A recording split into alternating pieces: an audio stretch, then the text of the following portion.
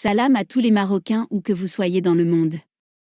Dans cette vidéo, Projet du Maroc a choisi de vous mettre en courant des accords signés pour le financement de l'étude de conception du géant gazoduc Maroc-Nigeria. Alors, la Banque islamique de développement, le ministère de l'économie et des finances et l'ONIM ont signé lundi 20 décembre 2021 les conventions de financement relatives à l'étude de conception et d'ingénierie du gazoduc Maroc-Nigeria. Comme vous le savez, ce projet permettra aux États d'Afrique de l'Ouest de remplacer la coûteuse production d'électricité au fioul par une production d'électricité renouvelable et une production d'électricité au gaz. Je vous précise que ce soutien fait partie du financement de 1,6 milliard de dollars approuvé par la banque et qui comprend 24 nouveaux projets de développement dans 19 États membres, en Afrique, en Asie et en Europe.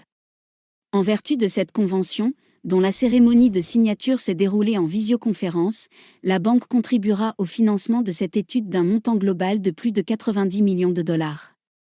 Ainsi, souligne un communiqué de la banque, conformément à l'accord entre les gouvernements du Maroc et du Nigeria, les deux pays partageront à parts égales le coût du projet qui est estimé à 90,1 millions de dollars.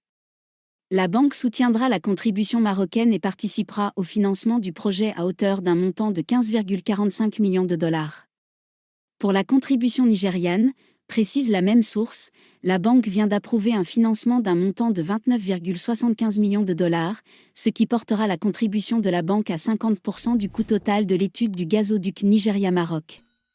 L'étude Front End Engineering Design, FEED, est une étape importante pour la réalisation de ce projet stratégique parrainé par le roi Mohamed VI et le président nigérian Muhammadu Buhari, note la Banque islamique de développement.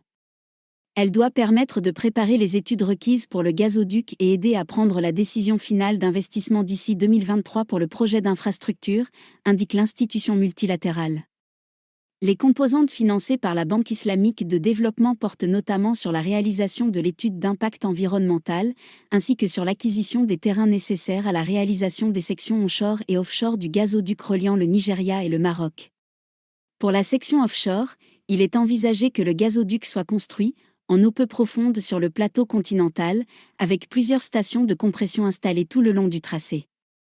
Au total, 13 pays sont concernés par le passage de la section offshore du gazoduc, à savoir le Nigeria, le Bénin, le Togo, le Ghana, la Côte d'Ivoire, le Libéria, la Sierra Leone, la Guinée-Bissau, la Gambie, le Sénégal, la Mauritanie et enfin le Maroc.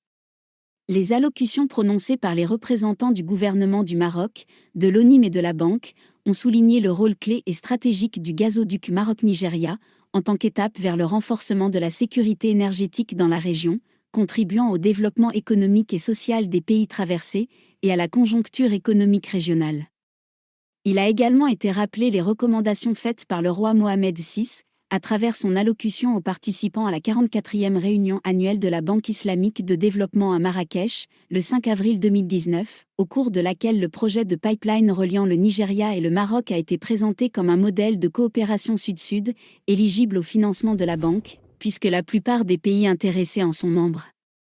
Je vous rappelle que le projet de gazoduc a été lancé en 2016 à Abuja, sous la présidence du roi Mohamed VI et du président nigérian Muhammadu Buhari.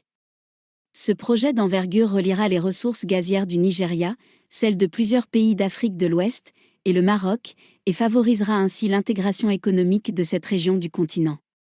En juin dernier, Youssouf Ousmane, directeur général de la Nigerian National Petroleum Corporation, avait annoncé que le gouvernement du Nigeria a mis au point les plans de concrétisation de ce projet d'envergure.